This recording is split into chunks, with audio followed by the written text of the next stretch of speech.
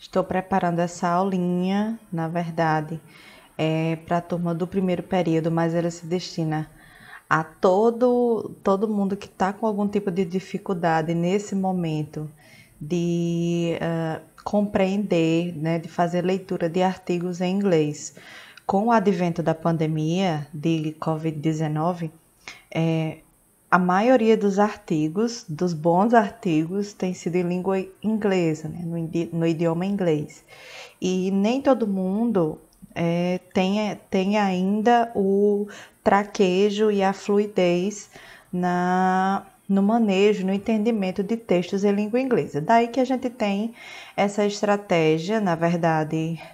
Inglês instrumental é todo um curso, tem toda uma sistemática, então a aula de hoje são apenas algumas técnicas, alguns detalhes que podem ajudar, né, você estudante, você profissional que ainda está com alguma dificuldade, né, na compreensão de alguns elementos do texto científico, tá? Do artigo científico. E a gente vai falar sobre elementos do artigo científico, tipos de artigos científicos e algumas características que vão nos ajudar a tirar o sentido de alguns parágrafos, de algumas falas, de algumas frases dentro do texto que fazem a gente compreender melhor o que o artigo quer dizer. Nós vamos trazer também alguns links, algumas, né, que são de ajuda, que são de auxílio no estudo, né, de língua inglesa, principalmente tradutores e dicionários.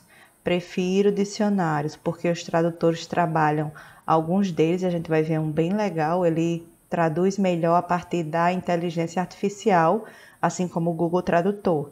Então, os dicionários fazem você ter todo um entendimento maior da palavra, do termo com relação à sua classe e à sua flexão. E aí eu vou iniciar a atividade com os alunos e a gente começa com uma atividadezinha, você vai ver daqui a pouco. Vamos lá.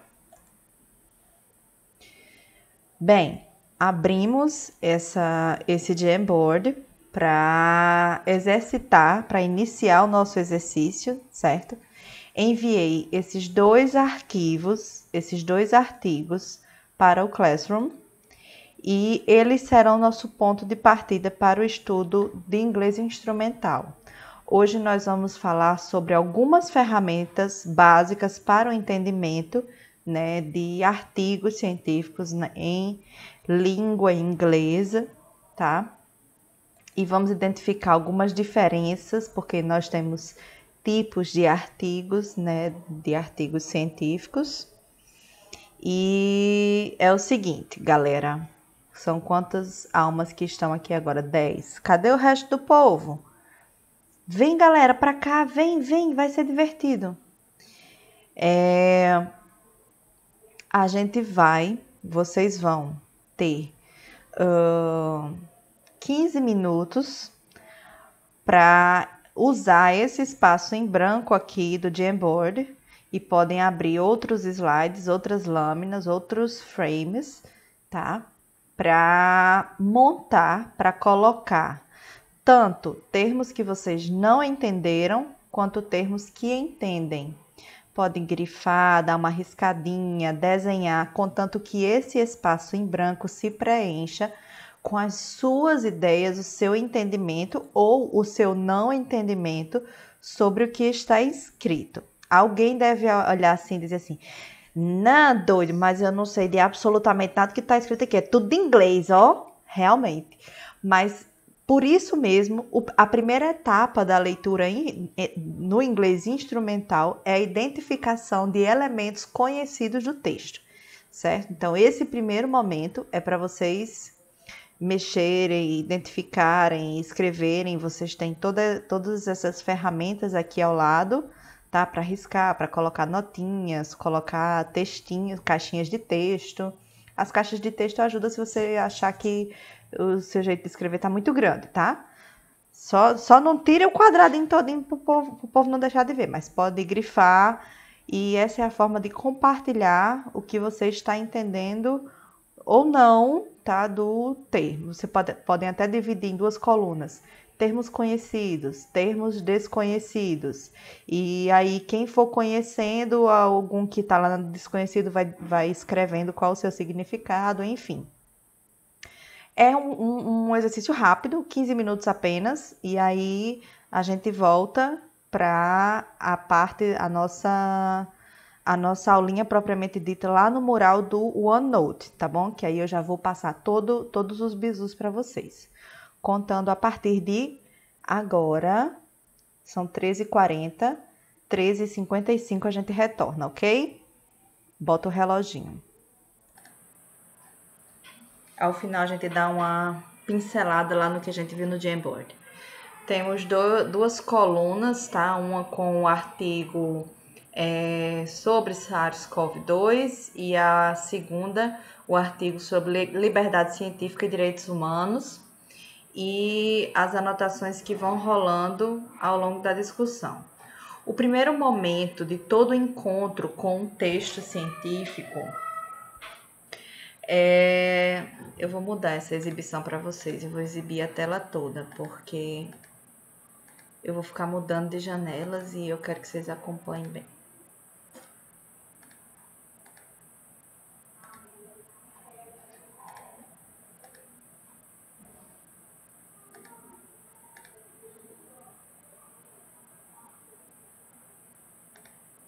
Pronto.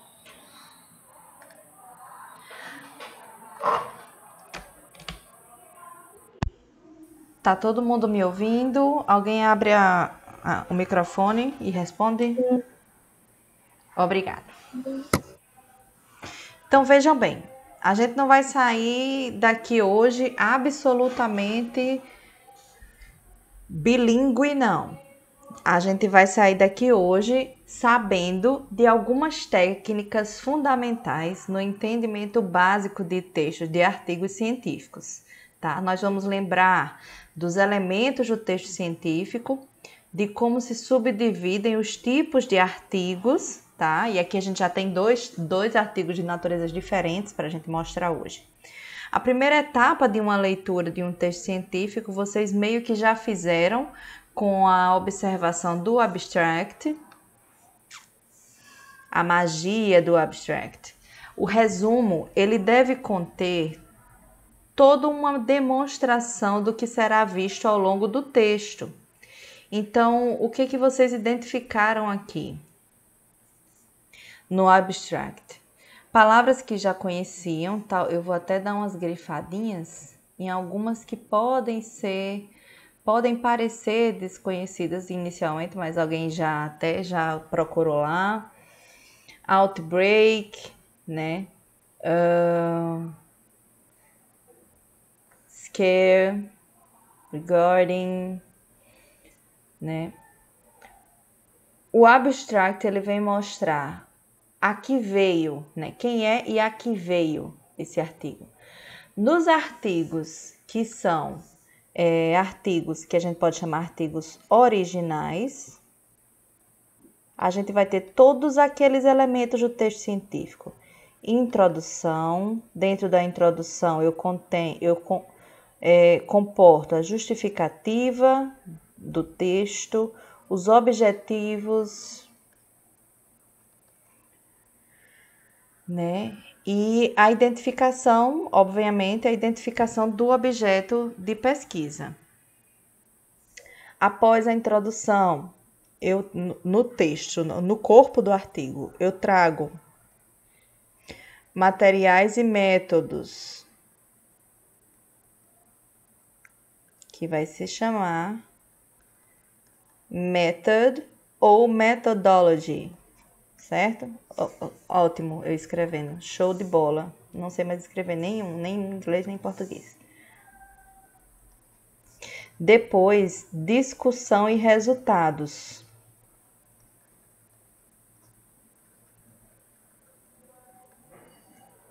Por último, considerações finais ou conclusões, tá?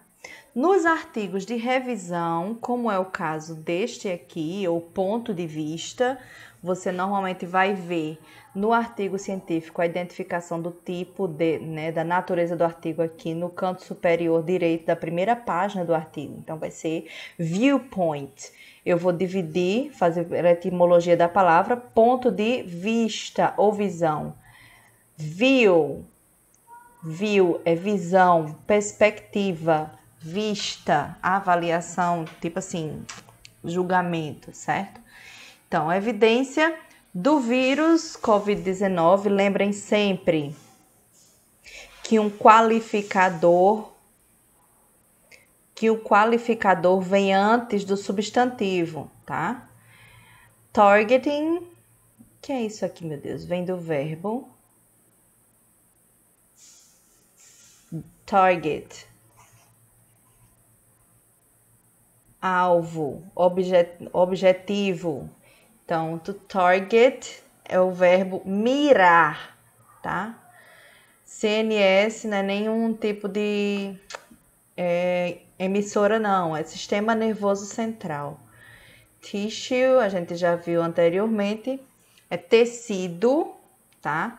O pessoal chamava antigamente lencinhos, lenços. São tissues também. Paper tissue, tá? Então, tecido. Distribution, aí a gente vai ver uma palavra que é muito comum e você vai lembrar sempre. Termos cognatos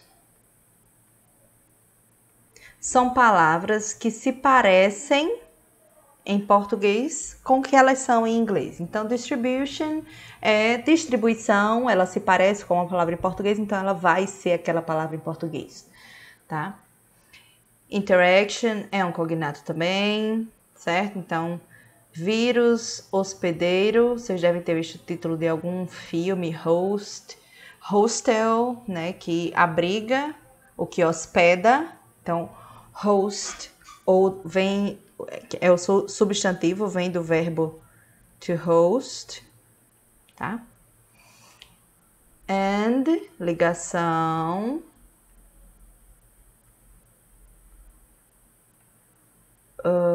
Mecanismos, vem por último, ó, substantivo. Aí você vai traduzindo voltando. Neurotrópicos propostos, tá? O verbo to propose pode ser tanto propor algo, né? Como é o caso aqui do artigo, ou propor em casamento, pedir em casamento, que não é o caso, ninguém está pedindo ninguém em casamento aqui neste momento, certo? A estrutura do artigo científico vai ser normalmente essa. Você tem a identificação do periódico, né, a revista, onde ele está sendo publicado, a natureza do artigo, os autores logo abaixo. Hoje em dia a gente tem esse identificador que nós chamamos de DOI. DOI mesmo no juízo, porque para você encontrar um artigo hoje em dia você tem que ter o DOI dele. A natureza do periódico, no caso é online. Alguns periódicos trazem outras opções que acompanham o artigo, certo? E logo abaixo o abstract. A diferença deste artigo para o nosso segundo artigo é que o segundo artigo ele é um editorial de periódico. Então, ele não vai... editoriais não possuem subdivisões,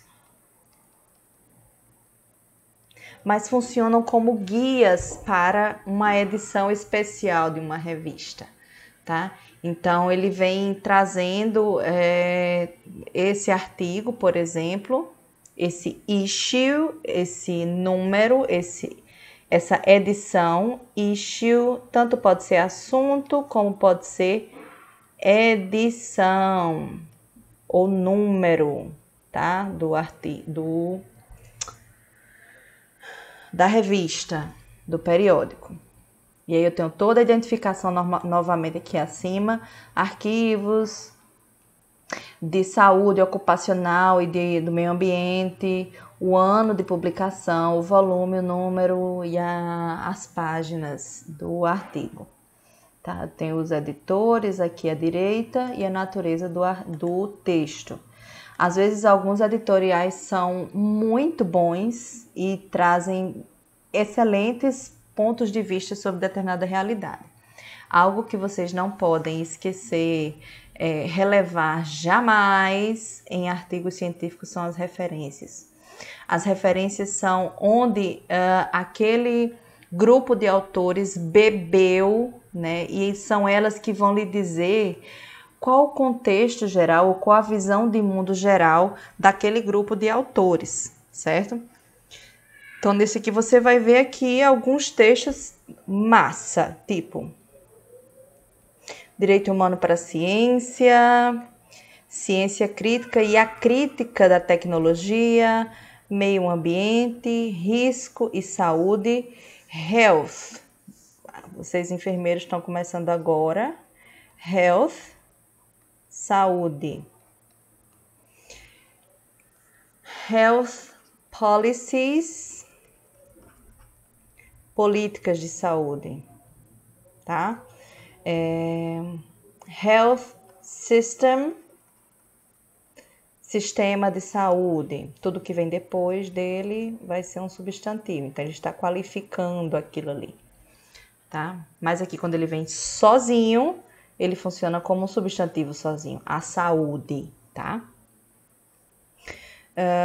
Alguém grifou lá no Jamboard uma palavra que era essa, knowledge.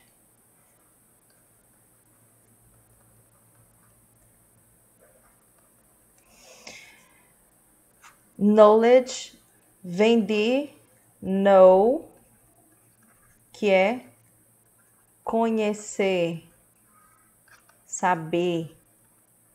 Knowledge é conhecimento. Carreguem para sempre. Palavras de hoje. Health, knowledge, tá? E outra palavra que vocês vão ver bastante, technology, mas é um cognato. Science, vocês já conhecem, mas essa outra, environment, vocês vão ver muito em textos na área da saúde, na área de saúde pública, né? Public health, meio ambiente. Ou environment é todo o meio que cerca o indivíduo ou aquele pequeno universo, né, em que ele vive. Tipo, sua família, sua casa é o seu environment. Environment é tudo que circunda a rotina do indivíduo. Então, o primeiro momento de identificar um texto se chama skimming, que é essa primeira técnica. No skimming, a gente conhece pontos-chave. Vou pegar uma canetinha vermelha aqui. A gente vai conhecer pontos-chave ou palavras-chave daquele texto, daquele contexto. A gente vai identificar descritores, mas aqui eu vou até colocar um parênteses.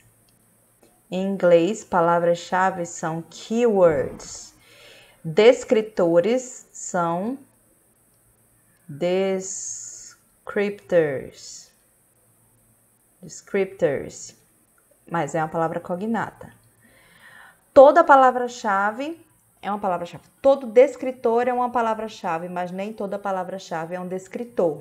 Porque a gente vai ver que existem os descritores em ciências da saúde, por exemplo, que é uma indexação, um sistema de classificação e padronização de descritores da área da saúde, que é meio que uma orientação para a gente utilizar determinados termos que já são indexados, que já são classificados, que já são conceituados na área da saúde.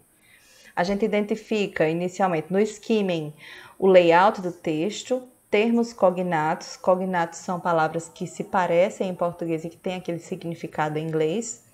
Marcas gráficas. Aí você vai dizer, professor, o que é isso?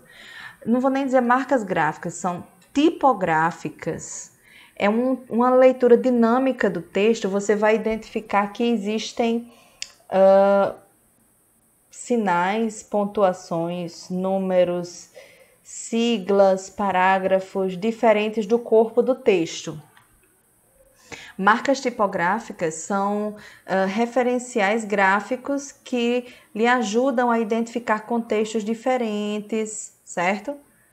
Tipo, SARS-CoV-2 é a palavra-chave, mas ela funciona como uma marca tipográfica, uma marca gráfica dentro do texto, porque é uma abreviação que se sobressai.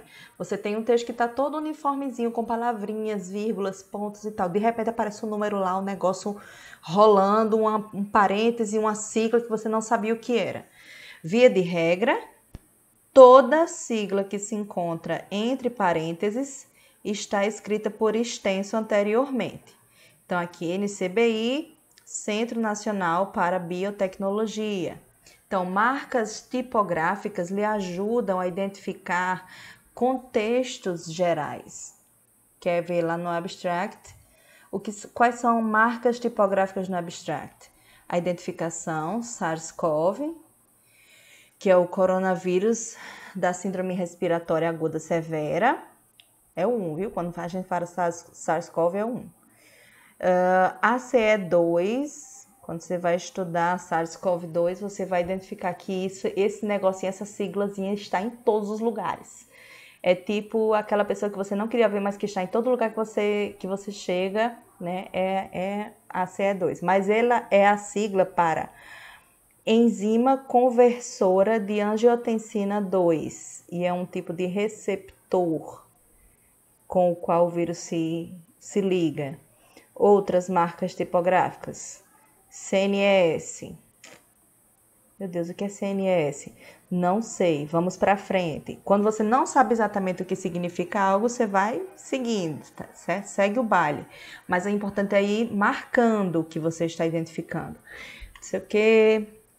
Discover, não sei o que é Discover. Vou marcar aqui com verdinho. Vamos marcar de verdinho o que a gente não sabe e sublinhar o que a gente está identificando de diferente, certo? Neurovirulence, se parece com virulência, então é uma cognata, neurovirulência, não sei o que, neurológico, a gente já sabe o que é tissue, a gente sabe o que é tecido, expressão de ACE2, opa, então isso é uma questão biológica. Quando eu falo em expressão de algo em biologia, eu falo que é uma expressão de proteína, uma expressão de receptor, algo que a célula expressa em virtude de alguma interpretação genética dela, tá bom? Então, expressão de ACE2, aí não sei isso, data. Ah, é data, né, professora? Hoje, 15/10. Não. Data, nesse caso, em inglês, data, significa dados, tá? Dados. Professor, o que é data em inglês? Date. Tá? E date em inglês também é encontro, mas obviamente que não é o nosso contexto. Retrieval, não sei o que é isso, vamos grifar. A gente não vai pormenorizar absolutamente tudo, mas vai identificar alguns elementos dentro das técnicas, tá? Evidência, tá certo. Proteínas, databases, não sei o que são, mas vamos pela etimologia da palavra. Eu já sei o que são dados, né? Data. Se eu digo bases, são bases de dados. Olha que bacana. E aí a gente vai seguindo, tá? O exercício vai ser sempre esse. No skimming, você vai identificar outra coisa. Classes gramaticais, quando você consegue identificar quem é um verbo, quem é um substantivo e quem é o adjetivo em determinada frase. Basta que você comece pegando uma palavra que você conheça dentro daquela frase, dentro daquela oração. No skimming, você vai exercitar o que você sabe, que é esse primeiro momento que você vai identificar os termos cognatos, as palavras que você já conhecia, o basicão do seu inglês, tá? Skimming se trata da leitura rápida do texto para a gente identificar o assunto principal. E a gente já identificou quem é o assunto principal deste artigo aqui, que vai ser a distribuição, né, desse ACE2 no corpo, né, e a possibilidade do crescimento do vírus SARS-CoV-2 em tecidos do sistema nervoso central, porque eu já falei em neuro várias vezes, eu falei em CNS, Central Nervous System, certo? E por aí vai. Outro elemento na primeira passada de vista do texto é a gente fazer aquilo que toda criança adora fazer quando abre um livro, ver se tem imagens, né? Porque você sabe que a pessoa lê bastante se ela lê livros que tem poucas figuras. Mas bons artigos didáticos, hoje em dia, são bem cotados quando tem boas ilustrações, né? Ilustrações didáticas que nos dizem bastante sobre o que ele está passando, sobre as informações que ele traz.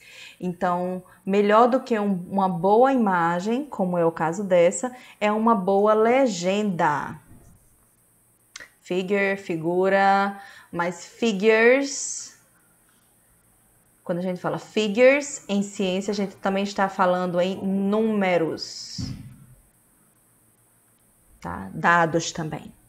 Então, distribuição tecidual de ACE, de receptores, olha aqui, ó.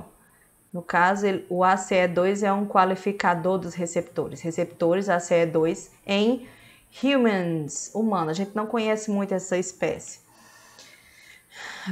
Aí, isso aqui é a palavra que está em inglês, mas é em português também, viremia, tá? Dissemina COVID-19 vírus, os vírus da COVID-19, throughout, eu vou marcar até aqui essa palavra. Meu Deus, volta um momento analfabetismo.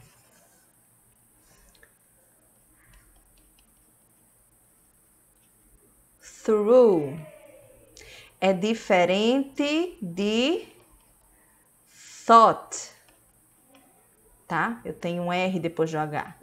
Through é através de.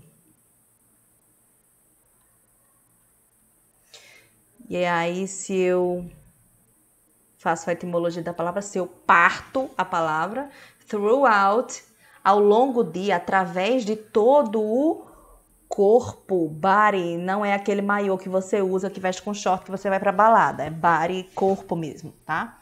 Via the bloodstream. Blood, todo mundo sabe o que é blood, sangue. Stream é corrente. Quando a gente diz streaming, em tecnologia, meu Deus. Deixa eu apagar aqui. Streaming é corrente. Em tecnologia, internet, streaming é disseminação, né? Corrente sanguínea. Neurotropismo, MEI. Aí tá lá naquele grupinho. Meu Deus, eita! Can, may, might. Aí vai para alguns verbos, uma classe específica de verbos, mas vocês já sabem o que é isso. May é pode ocorrer via circulation, né, circulação mesmo, and, or, e ou, uma, and, aí eu tenho, né, a identificação, a ou an, upper, vem de up, superior. Nasal, aí não sei o que é isso, professora, pelo amor de Deus, que nome é esse? Route, rota, that enables, enable, viabilizar, autorizar, permitir, tá?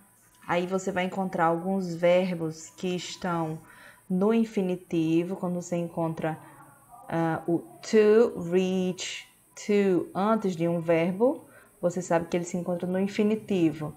Vocês conhecem a música de Gloria Estefan? Conhecem não, é de outra geração. Reach é alcançar. The brain, o cérebro. And bind é se ligar. And engage, as meninas conhecem esse verbo em inglês. Engage é ficar noiva, né? Ué, eles ficam noivos, então o vírus ficou noivo. Não, gente, engage é engajar mesmo com os receptores ACE2. Então, COVID-19, docks, vem de dock mesmo, de ancoragem. Docks se ancora no receptor ACE2 via spike protein. Spike, espinho ou espícula. Todo mundo lembra daquele personagem lá em X-Men Evolution, né? Spike. O que era que Spike fazia? Soltava lanças, espinhos, né? Era? Eu gostava de X-Men Evolution. Golden spikes. Golden vem de gold, ouro. And é um sufixo para transformação daquilo, então é algo que se transforma em ouro, coisa dourada, espículas douradas, que é a figura D que ele está mostrando aqui, ó. Espículas douradas. Shown é o particípio do verbo to show. O que é show? Mostrar. Então, o particípio de show, shown. O estudo dos verbos em inglês é algo que a gente pode fazer separadamente, tá? Shown are lungs, pulmões, heart, todo mundo conhece, coração, don't break my heart. Kidneys, rins. Intestinos aqui, meu filho, melhor cognato possível. Intestines, brain and testicles, é isso mesmo, testículos, cognatos, que são... Todo mundo já sabe o que significa essa palavra. Know, né, de conhecer. Lembram lá do knowledge. Eu coloquei um N aqui, ele virou particípio. Então, conhecido, bem conhecido.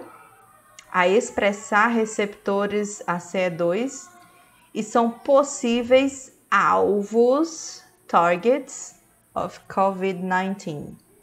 Certo? Só linhas gerais para o entendimento. Então, o primeiro momento do encontro com o texto vai ser o skimming. Então, você identifica o layout, termos que você conhece, palavras que você conhece, grifas que não conhece, e vamos passando para termos que são específicos. Nesse primeiro artigo, que são termos que são específicos? Brain,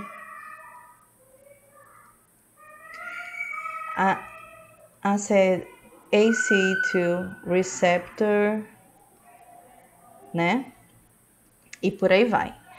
Já a técnica do scanning, que normalmente a gente realiza ela juntamente com o skimming, no scanning a gente identifica especificidades na passada de vista do texto. A gente vai escaneá-lo, diferenciar termos ou os falsos cognatos. A gente tem os cognatos, que são as palavras que se parecem em inglês para serem em português, e os false friends, que são os falsos cognatos. Um exemplo que a gente usou foi data. Data é um false friend, certo? Um exemplo só. A gente vai buscar o sentido do texto e pormenores, é quando você vai abrir outras abas no seu navegador e abrir um arquivo em específico, separado no seu Word ou seu caderno, só para escrever frase. Você pode simplesmente transcrever a frase que você vir, que você identificar e achar que ela é chave naquele texto, tá? Enquanto o skimming é a parte do texto, a leitura do texto que você sabe, o scanning é a parte que você vai aprender sobre aquele assunto. E você vai usar a técnica do scanning quando precisar achar informações específicas em um texto. Nessa primeira passada de vista, a gente consegue identificar bem algumas coisas que são chaves no texto em geral. Ele vai falar sobre onde se encontram os receptores ACE2, né? como esse vírus se replica, se distribui, principalmente nesse elementozinho aqui, ó, evidência da distribuição de ACE2 no cérebro humano. E aí é como ele vai estar disponível no sistema nervoso central. Isso se a gente identifica que sistema nervoso central, que sistema nervoso central, né, quando ele fala sobre cérebro humano, tá?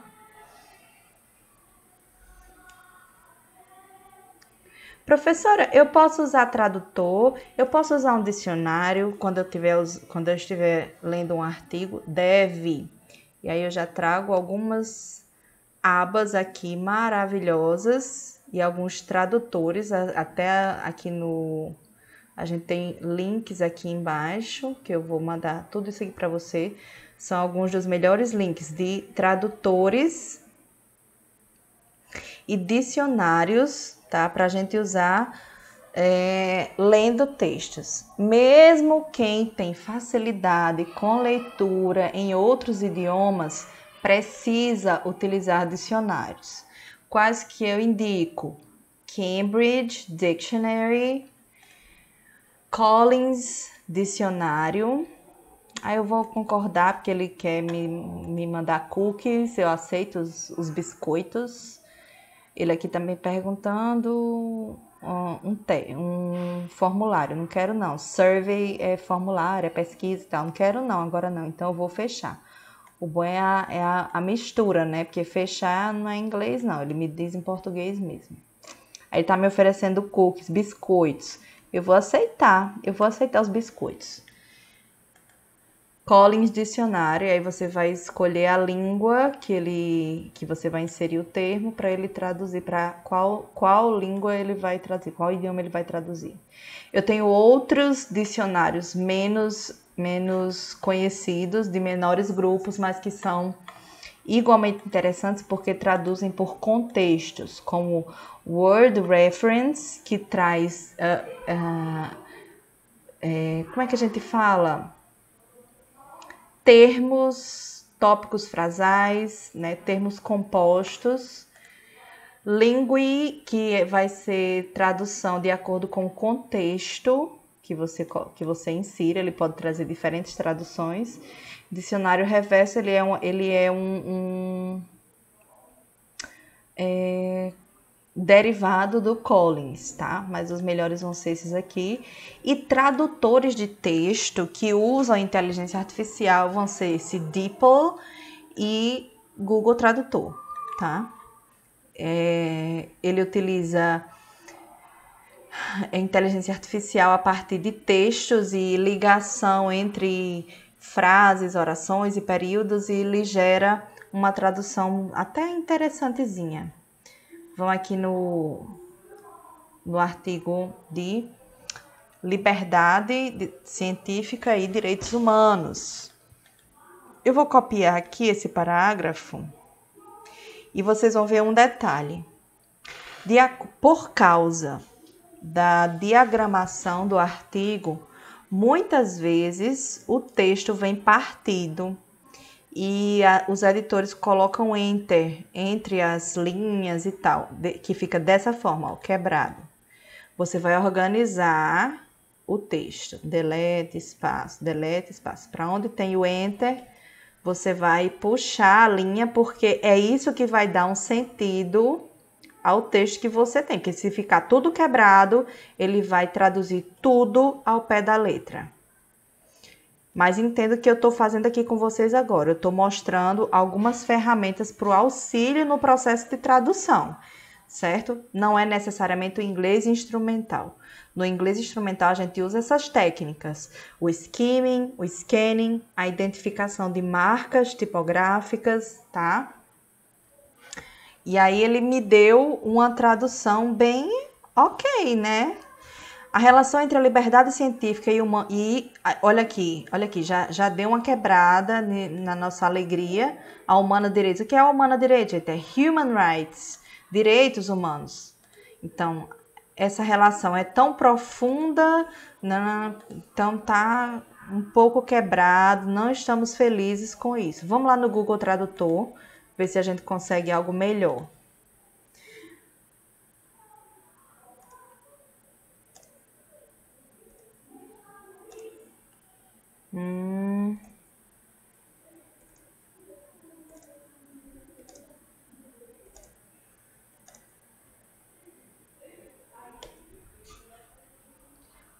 Olha aí a inteligência artificial da Google aí brilhando. Não é à toa que é uma das maiores empresas. Então, a relação entre liberdade científica e direitos humanos, ele identifica bem a regência verbal e nominal, ó. É tão profunda, ó, a relação entre profunda e o substantivo inicial, relação. Do lado da ciência quanto do lado dos direitos humanos. Por um lado, as questões de aplicação da ciência, ou aplicabilidade, quando eu digo application, pode ser aplicabilidade. Você sempre vai realizar uma tradução ou um nível de significância de acordo com o que você pode apreender ou interpretar, e não ao pé da letra, certo?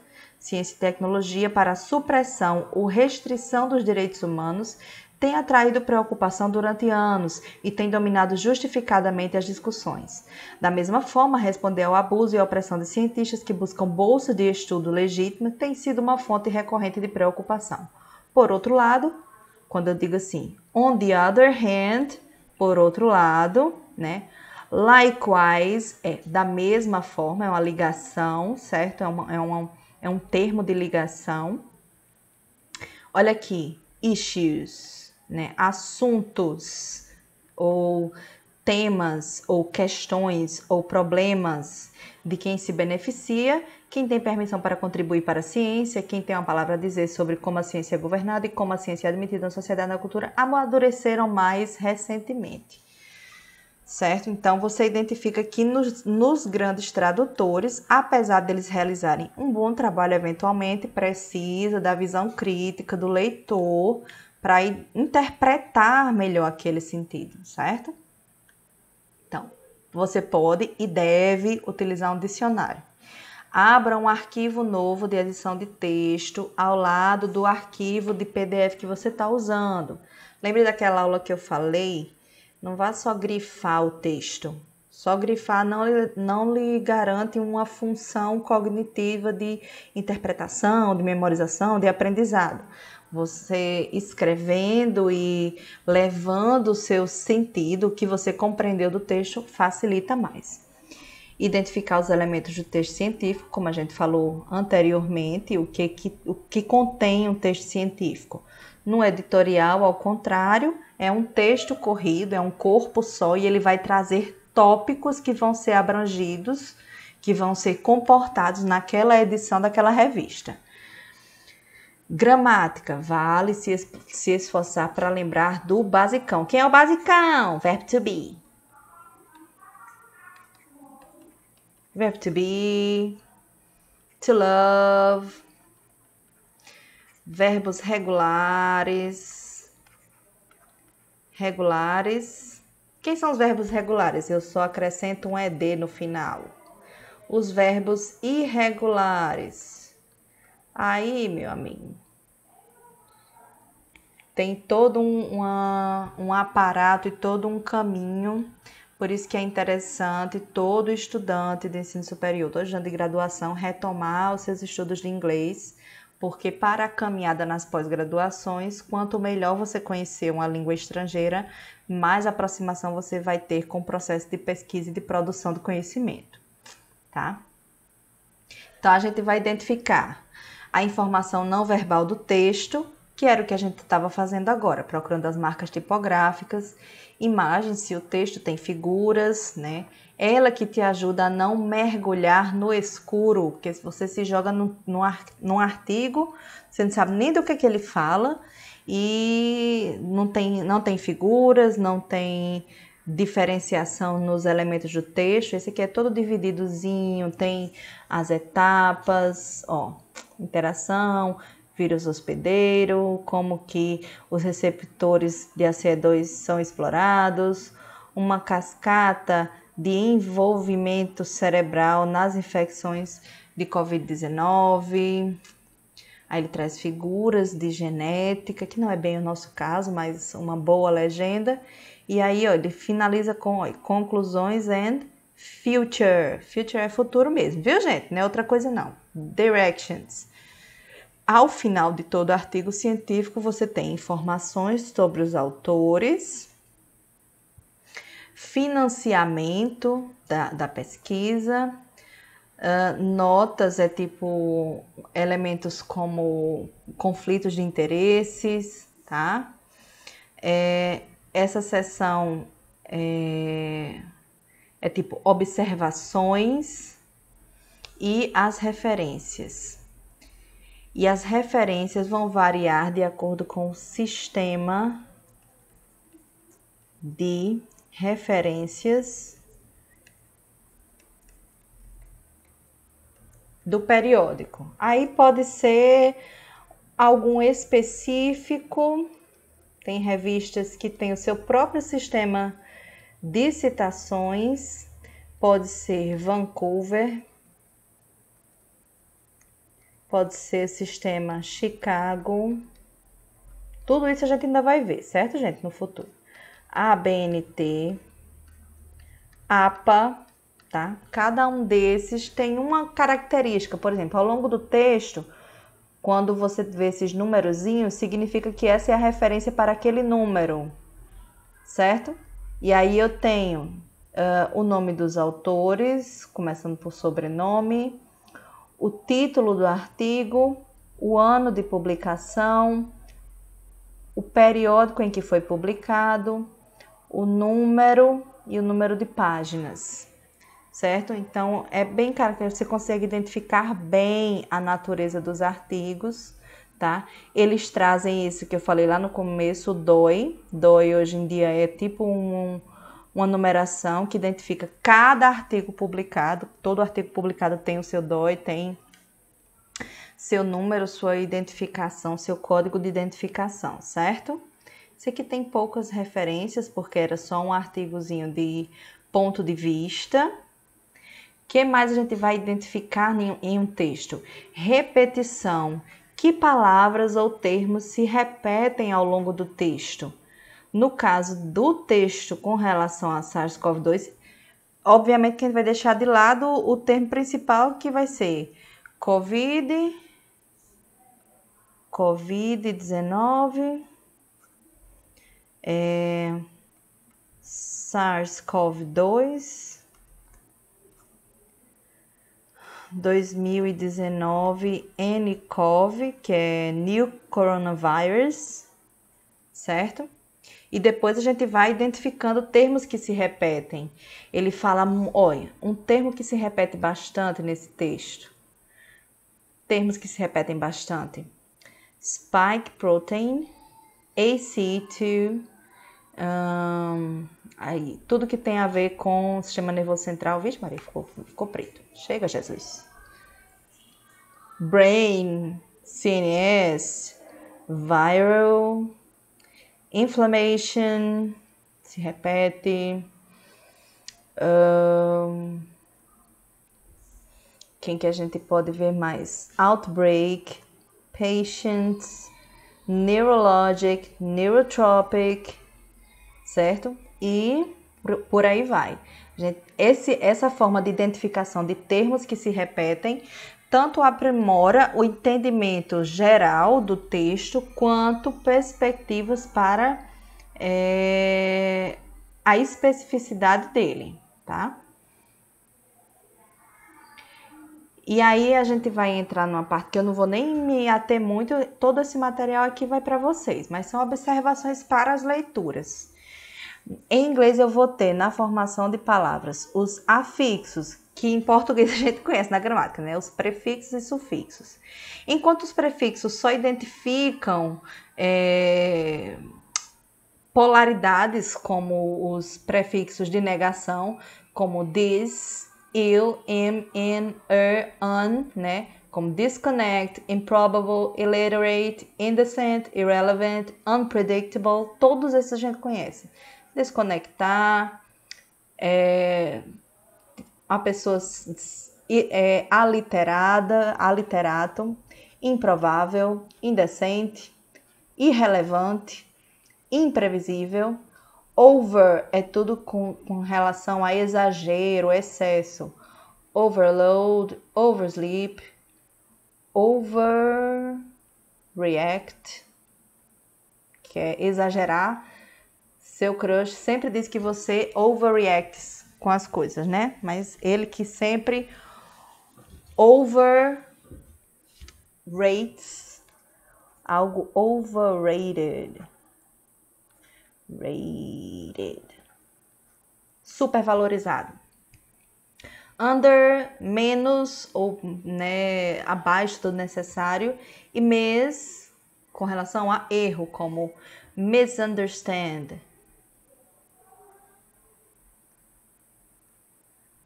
Né? Entender errado. Se eu digo que algo está misunderstood, é algo que está um mal entendido. Já os sufixos, eles podem mudar uma classe gramatical da palavra primitiva, que é como a gente vê em situações que a gente tem um substantivo que passa a ser um verbo ou vice-versa.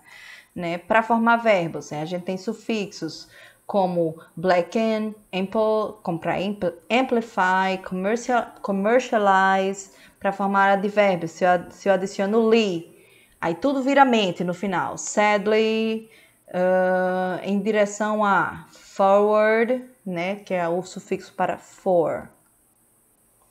Sempre você tenta conhecer a raiz da palavra, você identifica do basicão do inglês que você conhece a palavra raiz, e aí se você vê se ela tem um sufixo, né, um terminho depois, um adicional a ela, a raiz, ou um prefixo. Como, por exemplo, para formar substantivos, se eu adiciono o i, eu transformo do verbo, eu transformo em indivíduo, tá? Por exemplo, employee, indivíduo, se eu adiciono o er, employer, empregador. Do verbo to direct, dirigir, se eu adiciono o er, se torna diretor.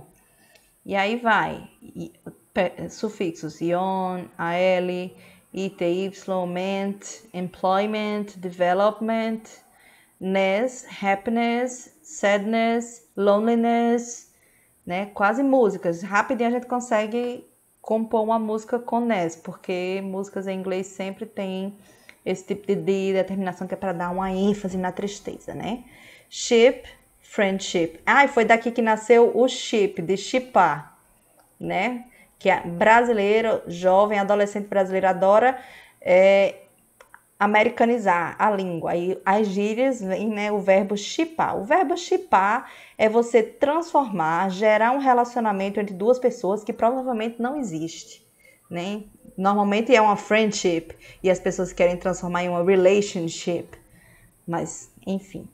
Para formar adjetivos, able, full, less, certo? Os adjetivos vêm antes dos substantivos, lembre sempre disso, sempre, sempre. Qualificante vem antes de qualificado. Os pronomes, a gente vai ter outros momentos para falar sobre eles.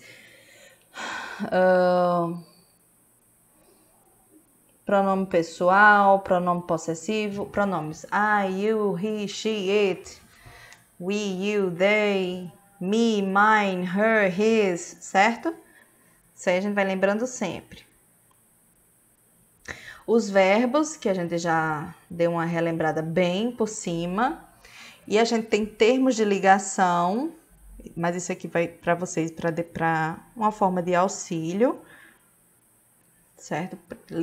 Ligação, como por exemplo, cause, because, você pode ter because, um apóstrofe, cause, bem... um termo bem coloquial, cause, você nunca vai ver isso, nunca vai ver isso em artigo científico. Because of this, since, uma vez que, não é sempre desde que. Since tem mais de um significado, tá? Mas quando ele funciona como ligação, então é visto que, uma vez que, dado que, tá?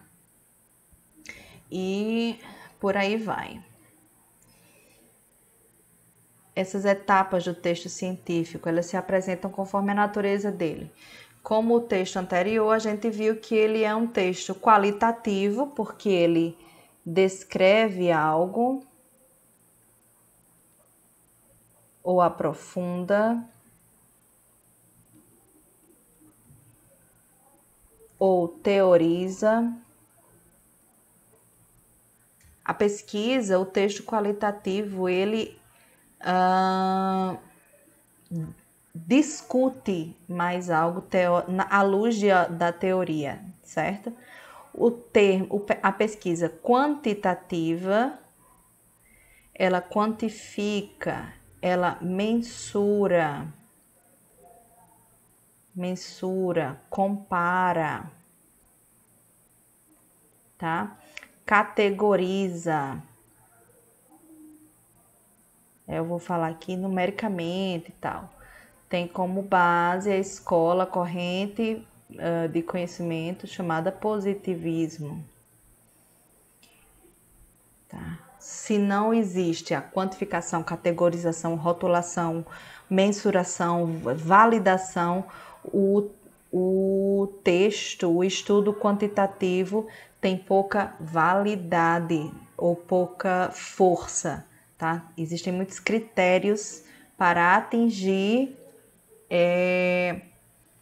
a qualidade de um texto científico, certo? A natureza de um texto científico.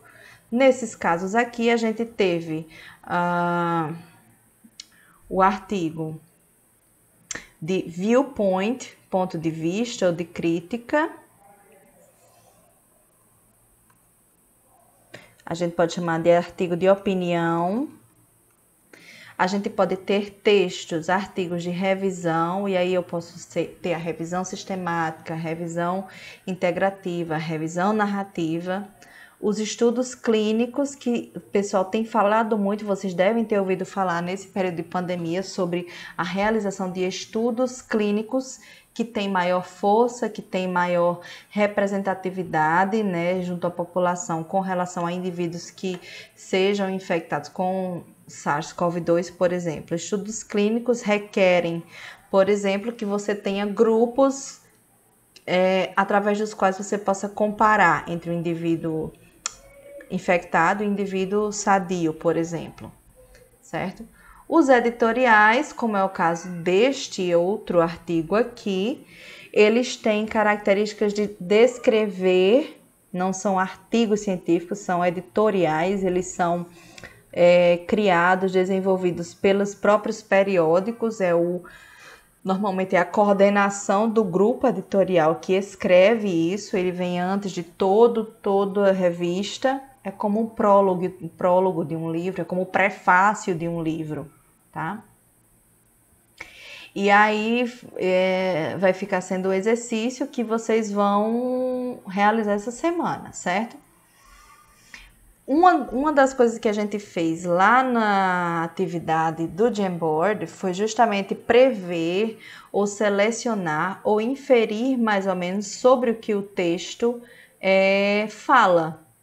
E desse texto sobre o SARS-CoV-2, a gente identificou mais ou menos como que ele se distribuiria para o tecido nervoso central, né? E aí a gente identifica que é através de um receptor chamado ACE2 e que esses receptores estão localizados em diferentes órgãos do corpo, como é o caso da figura que está determinando, e tem mecanismos específicos de ligação, tá?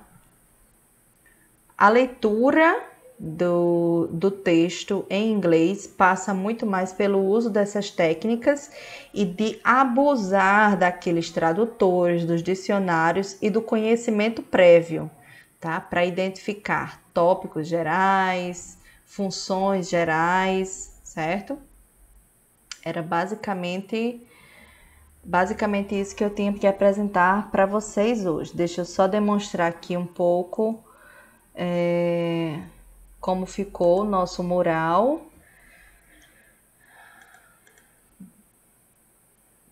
Quero saber as dúvidas que vocês vão tendo, certo? Que vocês vão mandando.